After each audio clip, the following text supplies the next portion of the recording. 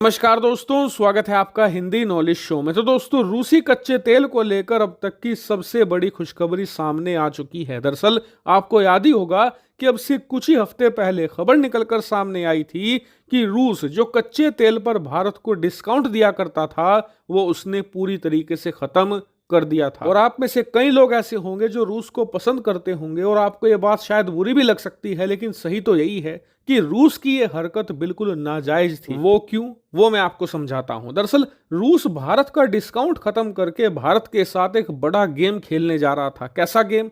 दरअसल भारत पिछले कई महीनों से रूस से इतना ज्यादा तेल खरीद रहा था कि अपनी जरूरत का हम लगभग 25% तेल रूस से ही इंपोर्ट कर रहे थे। यानी कि अगर भारत में 100 लीटर कच्चे तेल की खपत होती है तो उसमें से 25 लीटर तो सिर्फ रूस से ही आ रहा है। इस बात को देखकर रूस को यह गलतफहमी हो गई कि भारत हम पर तेल को लेकर अब निर्भर हो चुका है। ये हमसे तेल खरीदेंगे ही खरीदेंगे, चाहे डिस्काउंट हो या फिर ना हो। और क्यों ना हम ऐसा करें अब कि जो डिस्काउंट है उसे धीरे धीरे कम करते करते खत्म कर देते हैं, जिससे कि भारत हमसे तेल खरीदता रहेगा और हमारी जो कमाई है वो और ज्यादा शानदार होती जाएगी, हमारी जेबें और ज्यादा मोटी होंगी। और इसी के चलते अब से एक महीना पहले इन्होंने भारत का डिस्काउंट $25 से सीधे $4 पर ला दिया था। अब रूस की इस करतूत पर भारत ना गुस्सा हुआ ना हम रूस से लड़े।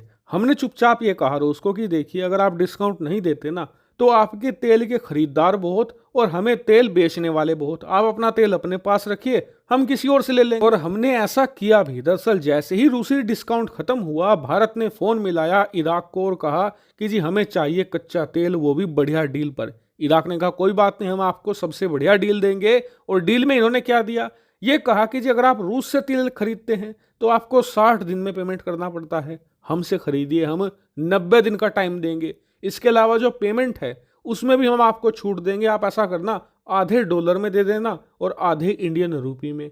इतना ही नहीं, जो तेल की कीमत है उस पर भी बैठकर हम बात कर लेंगे, थोड़ा बहुत ऊपर नीचे हो ही जाएगा। यानी कि ओवरऑल देखें तो इराक से हमें एक अच्छी डील मिल गई थी। हालांकि डिस्काउंट रूस जितना नहीं था, लेकिन फिर भी ये इनफ था। लेकिन बात यहां पर डिस्काउंट की नहीं थी।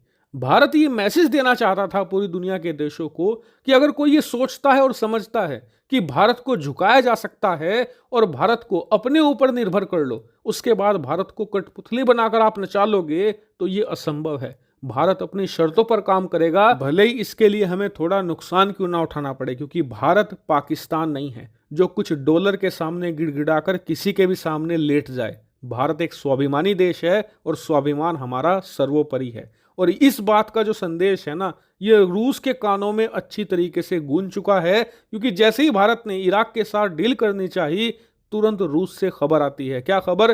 रूस के विदेश मंत्री बयान देते हैं कि जी भारत तो हमारा अच्छा दोस्त है और दोनों के बीच में व्यापार को लेकर जो भी मतभेद हैं हम उन्हें जल्द ही सुलझा लेंगे। बात सिर्फ यहीं तक सीमित नहीं है। स्क्रीन पर आप देखिए, खबर निकलकर सामने आई है कि रूस भारत को अब $20 का डिस्काउंट देने को तैयार है। जी हाँ, पहले 25 था, फिर 4 हुआ और अब दोबारा उसे 20 पहुंचाया जा रहा है। ऐसा क्यों हुआ? क्योंकि अब रूस को पता चल चुका है कि उसका जो पैंतरा था ना मोटी कमाई करने का, वो फेल हो चुका है। उल्टा जो भारत उससे तेल खरीदकर उस पर एहसान कर रहा था, उसकी अर्थव्यवस्था बचा रहा था, अब वो इराक के पास जा रहा है। इसीलिए भारत जैसे एक बड़े तेल के कस्टमर को दोबारा अट्रैक्ट करने के लिए ये ऑफर रखा गया है $20 का। लेकिन मेरे हिसाब से तो अब भारत को रूस के साथ गेम करना चाहिए, क्योंकि जब रूस अपना फायदा देखते हुए पिछले 1 साल में भारत द्वारा करे गए एहसान भूलकर भारत के साथ गेम खेलने की कोशिश कर सकता है, तो हम अपना फायदा देखकर ऐसा क्यों ना करें?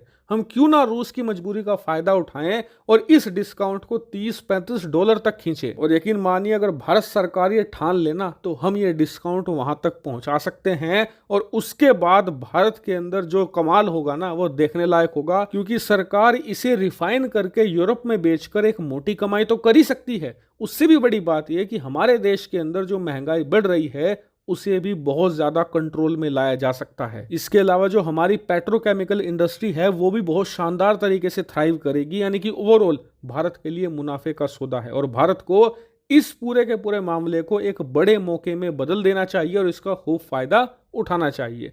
हालांकि इस पर आपका ओपिनियन कुछ और हो सकता है, कमेंट करके बिल्कुल बताइएगा। फिलहाल इस वीडियो में इतना ही। Thank you very much for watching video.